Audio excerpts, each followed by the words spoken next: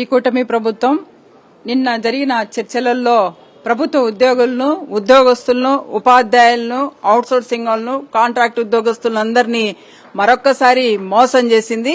ఇది నిజంగా చాలా దారుణం.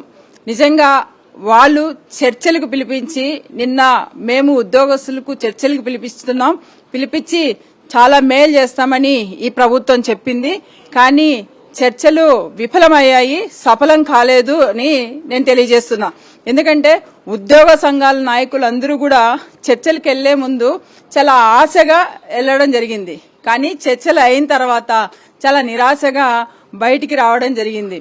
మనమందరం కూడా చూసాం. అదేవిధంగా రాష్ట్రంలో ఉన్న ఉద్యోగస్తులందరూ కూడా చాలా ఆశగా ఎదురు చూశారు. నిన్న చర్చలు జరిగాయి.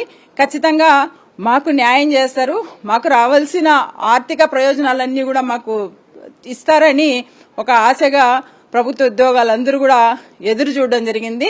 కానీ ఈ ప్రభుత్వం ఉద్యోగస్తులకు మోసం చేయడం జరిగింది. నిజంగా ఇది చాలా దారుణమని నేను తెలియజేస్తున్నా.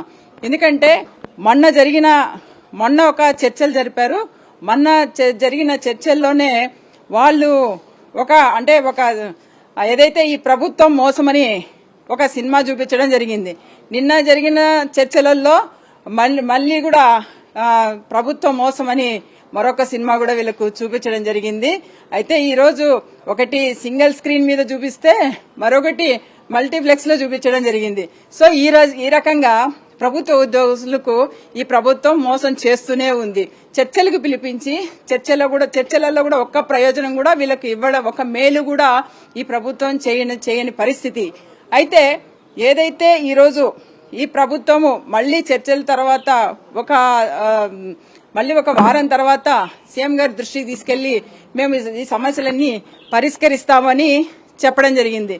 అదే ఈ ఉద్యోగస్తులందరూ కూడా అనుకోవడం జరుగుతోంది, ఎప్పుడు కూడా చర్చలకు పిలిపిస్తారు, కానీ చెప్పిన సమయానికి ఇచ్చిన టయానికి వాళ్ళు ఎప్పుడు కూడా మన ఉద్యోగస్తుల సమస్యలను పరిష్కరించింది లేదో అని ఈరోజు రాష్ట్రంలో ఉన్న ప్రభుత్వ ఉద్యోగస్తులు అందరూ కూడా అనుకునే పరిస్థితి. ప్రభుత్వ ఉద్యోగస్తులందరూ కూడా ఈరోజు అనుకునేది ఏంటంటే ఇది మంచి ప్రభుత్వం కాదు, ముంచే ప్రభుత్వము అని అనుకుంటున్నారు.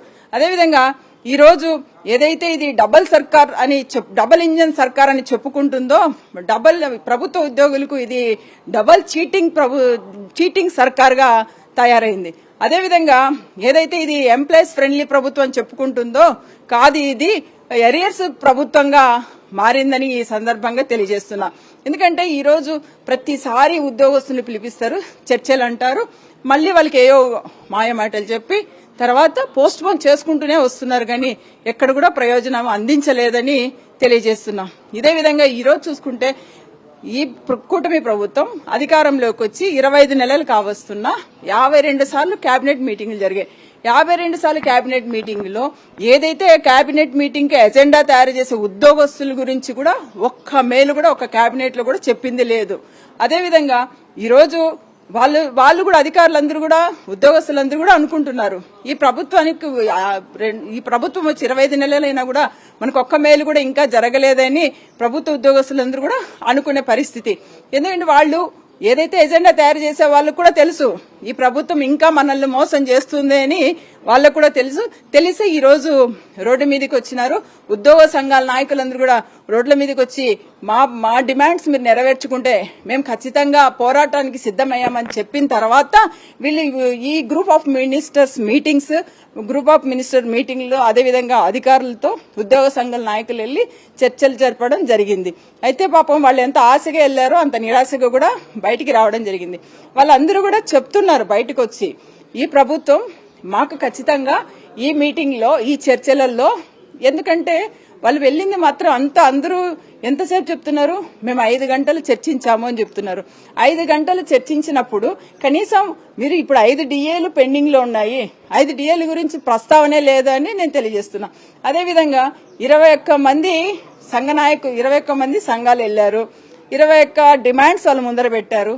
21 రూపాయి కూడా వాళ్ళకు లాభం లేదే, 21 రూపాయికి సంబంధించిన ఒక మేలు కూడా ఈ ప్రభుత్వం చేయలేదే. ఆ చర్చలలో ఏం జరిగింది? అసలు ఆ మినిస్టర్స్ అందరూ కూడా నెక్స్ట్ వారం మేము ఖచ్చితంగా సీఎం గారి దృష్టికి తీసుకెళ్లిన తర్వాత పరిష్కరిస్తామని చెప్పడం నిజంగా చాలా బాధాకరం.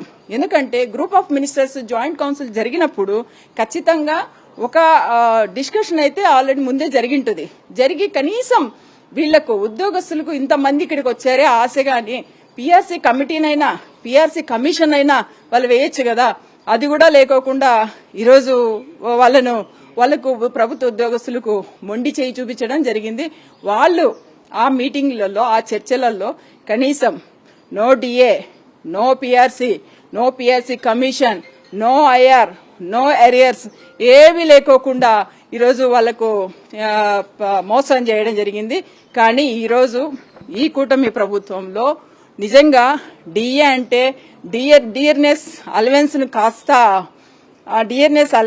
కాస్త వాళ్ళు ఏం చెప్తున్నారు, ఈరోజు డోంట్ టాస్క్ అనే విధంగా చెప్తున్నారు.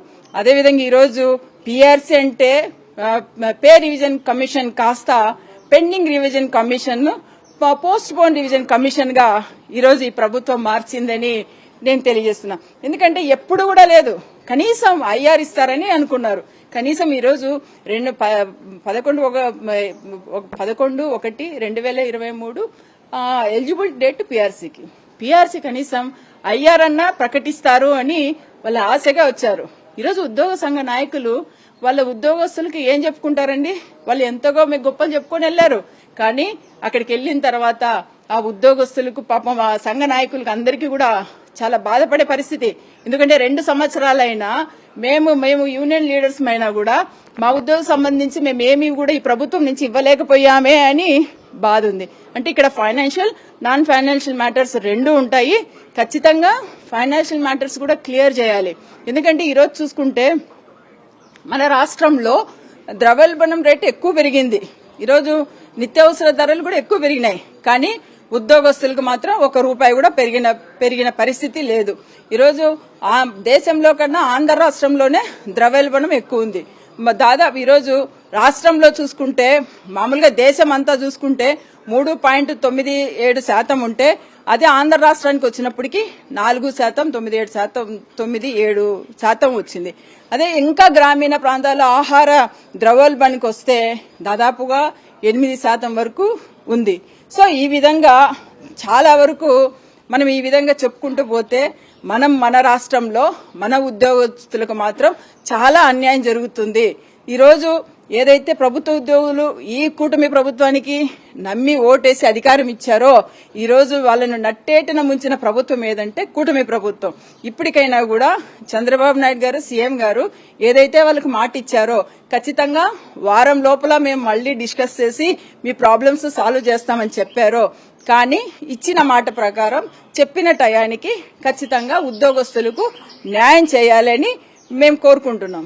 అదే ఇంకా ఈ ప్రభుత్వం చూసుకుంటే ఒకవైపు ఉద్యోగస్తులకు ఆర్థిక నష్టం కలిగిస్తూ ఆర్థిక ప్రయోజనాలు ఇవ్వకుండా ఇంకొక వైపు వాళ్ళకు ఒత్తిడితో పాటు కొత్తగా ఒక జీవోని తీసుకొచ్చారు. నిజంగా చాలా ఆశ్చర్యం ఏంటంటే ఉద్యోగస్తుల కోసం అధికారుల కోసం ఇంకొక జీవోని తీసుకురావడం. అది ఏంటి, యాక్చువల్గా 1426 అని ఒక జీవోని తీసుకొచ్చారు. అది ఏంటి అగ్రీడ్ అని చెప్పి చెప్పడం జరిగింది. నిజంగా అగ్రీడ్ లిస్ట్ అని చెప్పడం జరిగింది. నిజంగా ఇది చాలా బాధాకరం. ఎందుకంటే ఈ జీవోలు కొత్తగా ఈ ఆంధ్ర రాష్ట్రానికి తీసుకురావాల్సిన అవసరం ఏంటి అని నేను ఈ ప్రభుత్వాన్ని అడుగుతున్నా. అంటే మీకు అధికారుల మీద నమ్మకం లేదా? అంటే అధికారుల మీద ఒక నిఘా పెడతారా మీరు? అంటే మీరు ఇప్పుడు అధికారుల మీద ఒక నిఘా పెడితే వాళ్ళు పనిచేసే తీరును అంటే మీరు సస్పెక్ట్ చేస్తున్నారా అని నేను అడుగుతున్నా. అంటే ఈరోజు అధికారులందరూ కూడా అధికారుల మీద నిఘా పెట్టి అంటే వాళ్ళు ఏం చేస్తున్నారు వాళ్ళ విషయాలన్నీ మీరు తెలియజేసుకొని వాళ్ళని హరాస్మెంట్ చేస్తారా?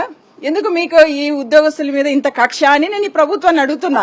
ఎందుకంటే ఆల్రెడీ మీరు ఇప్పుడు టీచర్స్కేమో గ్రేడ్లు అంటారు, తర్వాత ర్యాంకింగ్ అంటారు. ఎవరైతే టీచర్స్ బాగా చదువు చెప్తారో వాళ్ళకు మంచి గ్రేడ్స్ ఇస్తాము, మంచి ర్యాంకులు ఇస్తాము, మీకు మంచి పాయింట్స్ ఇస్తాము అని ఇప్పుడు టీచర్లకు ఒక టార్గెట్ పెట్టారు. అంటే ఆల్రెడీ వాళ్ళు చదివిన వాళ్ళు చదువు చెప్పడానికి వచ్చిన వాళ్ళకు కూడా మీరు ర్యాంకులు ఇస్తామంటే నిజంగా ఇంతకన్నా ఉద్యోగస్తులు అవమానించే ప్రభుత్వం ఏదైనా ఉంటుందా అని నేను అడుగుతున్నా. తర్వాత ఈరోజు అధికారులకు కూడా ఇది తీసుకురావడం జరిగింది. ఈ జీవో తీసుకొచ్చి వాళ్ళని కొత్తగా ఇంకా వాళ్ళని ఇంకొక రకంగా అవమానించడం అని నేను అంటా. ఎందుకంటే ఇది మన రాష్ట్ర ప్రభుత్వానికి అవసరం లేదు, కేంద్ర ప్రభుత్వం తెచ్చింది కాబట్టి మనం కూడా తీసుకుంటున్నాము అని ఈ జీవో గురించి చెప్తున్నారు. కేంద్ర ప్రభుత్వానికి అవసరం, ఎందుకంటే రక్షణ వ్యవహారాల కోసం కానీ విదేశ వ్యవహారాల కోసం కానీ కేంద్ర ప్రభుత్వానికి అవసరం, కానీ మన రాష్ట్ర ప్రభుత్వానికి అవసరం లేదు. ఇలాంటి జీవోలన్నీ తెచ్చి ఇంకా ఇలాంటివన్నీ తెచ్చి ఈరోజు ఉద్యోగస్తులకి తీవ్రమైన ఇబ్బందులకు గురి చేస్తున్నారు. మరొకటి ఏంటంటే ఉద్యోగస్తులు ఇప్పుడు ఒక భయాందోళనకు గురి చేస్తున్నారు. అంటే మనం చేసే ప్రతి పనిని కూడా ఈ ప్రభుత్వం నిఘా పెడుతుందా అని, ఏ పని చేయాలి ఏ పని చేయకూడదు అని. అంటే ఇది నిజంగా ఈ ప్రభుత్వం అయినా ఒకసారి ఆలోచించండి అని నేను తెలియజేస్తున్నా. మనం అందరం ఈరోజు ప్రతి ఒక్క ఉద్యోగస్తులు గాని అధికారులు గాని ఈరోజు అందరూ కూడా అనుకుంటున్నారు. ఎందుకంటే ఈ కూటమి ప్రభుత్వం అంటేనే, ఈ ముఖ్యమంత్రి గారంటేనే ఉద్యోగుల వ్యతిరేక ముఖ్యమంత్రి గారని అందరికీ తెలిసిపోయింది. ఎందుకంటే మీరు చేసే ఈ ప్రభుత్వం ఈరోజు ఉద్యోగస్తులకు వెన్నుపోటు పొడచడం మాట వాస్తవం కాదా?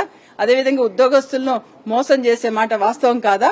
సో ఇవన్నీ కూడా రాష్ట్రంలో ఉన్న ప్రజలందరూ, రాష్ట్రంలో ఉన్న ఉద్యోగస్తులందరూ కూడా గమనిస్తున్నారు. పాపం మన ఉద్యోగస్తులైతే ఇతర రాష్ట్రాల గురించి కూడా ఆ రాష్ట్రంలో ఏమొస్తుంది, మనోళ్ళు ఎప్పుడు మనకు మేలు చేస్తారని కూడా ఆలోచిస్తున్నారు. వాళ్ళ ఆశలను వచ్చే చర్చల్లో అయినా కూడా ఖచ్చితంగా ముఖ్యమంత్రి గారికి ఉద్యోగస్తులకు న్యాయం చేయాలని ఈ సందర్భంగా నేను ముఖ్యమంత్రి గారికి డిమాండ్ చేస్తున్నా. Thank you.